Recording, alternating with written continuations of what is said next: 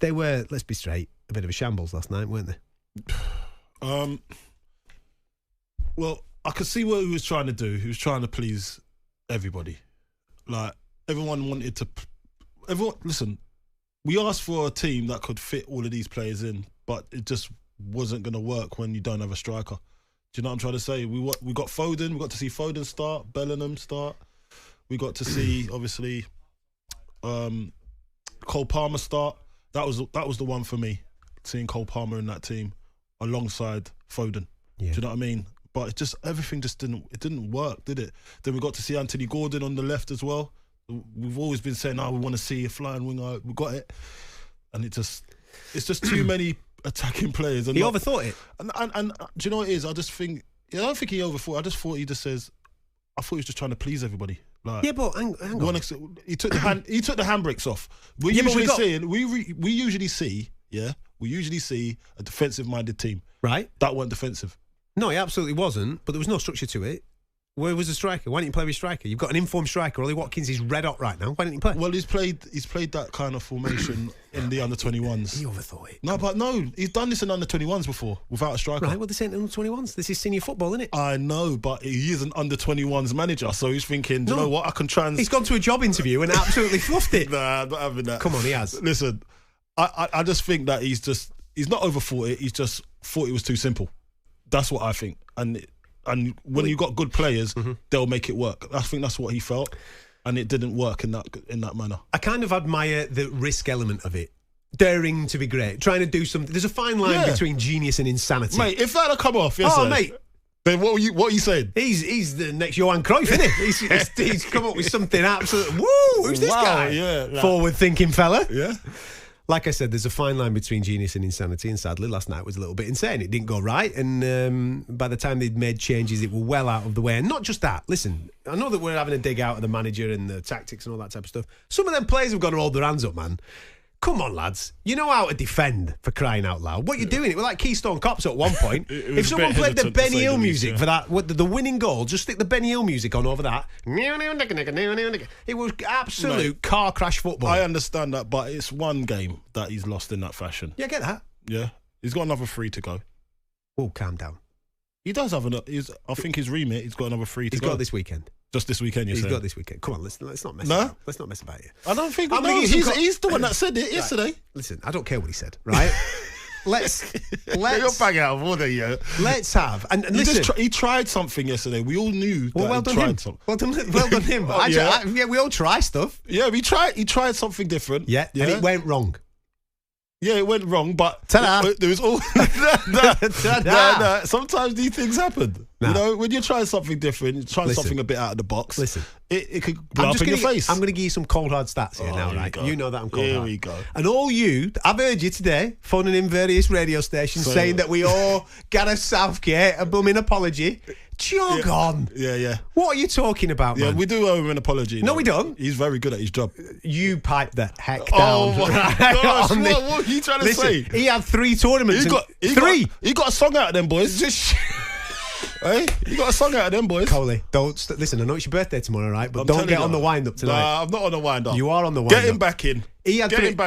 Listen. Get Gareth Southgate back at the helm, mate. Stop this right now. We love you, Gareth. No, stop. We love you. Listen, decent fella, right? But he's had his crack, and it went awry. He had 3 opportunities to get it over the line. He didn't get it over the line. End of. Done. Maybe we're just not good enough to get it over the line. Right. Now here is where I'm at. Yeah.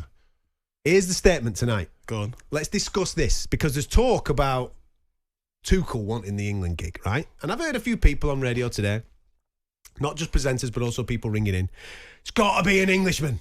It's got to be an Englishman in charge of the national team. Right? I think it has to be, yeah. Okay, well, all right. Yeah, go on. Why are you saying that? Just from a patriotism point of view? Gareth done really well. He done really well. What did he win? Do you want to win?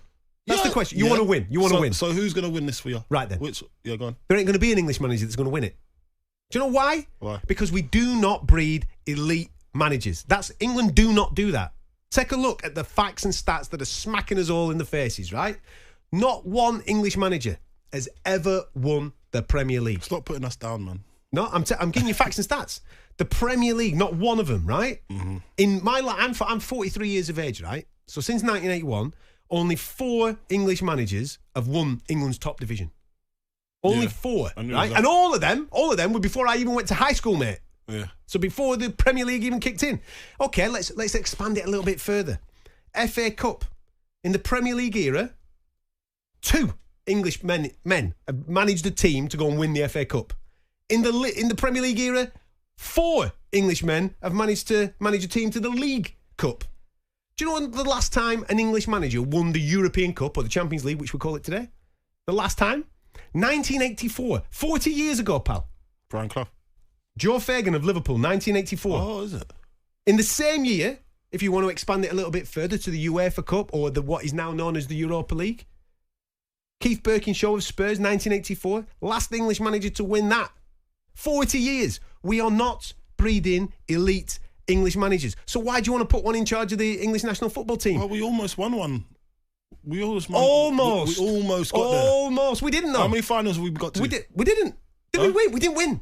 I know, but we that was did the not win. circumstances. We did not win. Circumstances. It just wasn't our time. We haven't got those people. We haven't got those elite English managers with a track record of winning at the very, very highest level that can make those big in-game decisions to get that England team over the line. And also command the respect of the players that are actually playing in the side, the lads that are playing for Real Madrid, the lads that are playing for Man City, the lads that are playing for Liverpool and all these great teams.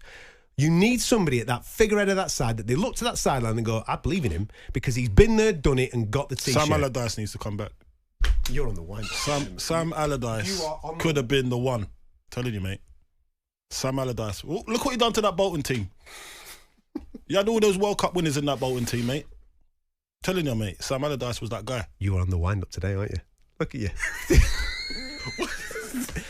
Listen, if Tuchel wants that gig, give Tuchel the gig.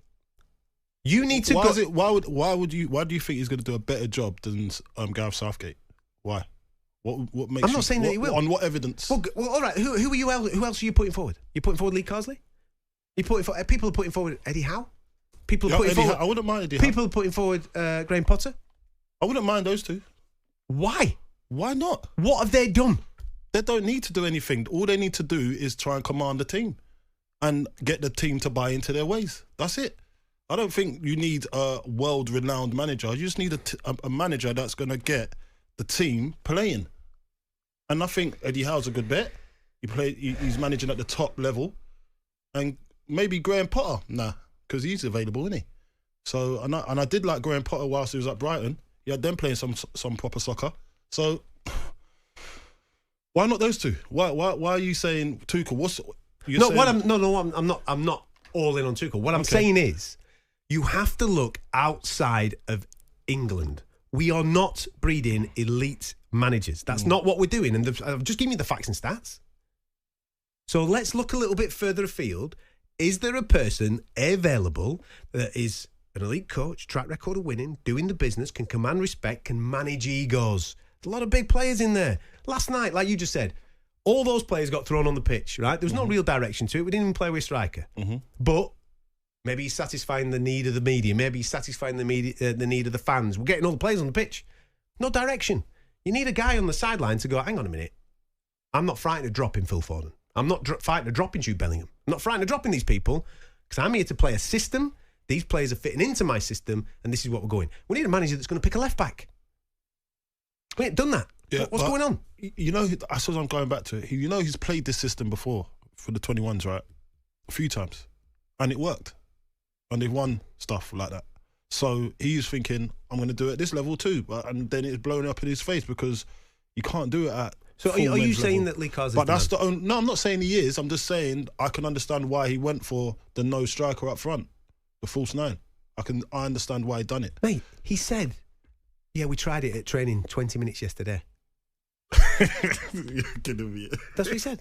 He said we had a little bit of a go. That's a bit naive of him. No, we had a little bit of a go at training yesterday. We did it for 20 minutes. I thought, yeah, go on then. We'll have to go on that in the match. Come on, man. This is international football. Greece had come in to take our heads and they took it. They were better than us. I can't defend that. And Lee, I think Lee will look back at that interview and say, do you know what?